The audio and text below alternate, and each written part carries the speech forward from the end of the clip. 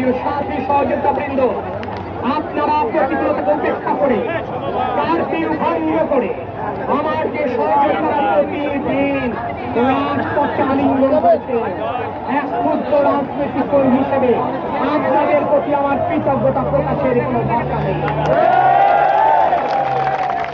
যে কৃতজ্ঞতার ঋণে আমাকে আবদ্ধ করেছেন, আমি আপনাদের সামনে ওয়াদা করছি, যতদিন মহান আল্লাহ পাক আমার হাত রেখেছে আমি আপনাদের সাথে আছি। যশোরবাসী, আপনাদের সন্তান হিসেবে আমি আছি, থাকবো আপনাদের সাথে ইনশাআল্লাহ। এ মুক্তিকামী জনতা রাজনৈতিক কর্মী হিসেবে আমরা গণতান্ত্রিক বাংলাদেশ বিনির্মাণের জন্য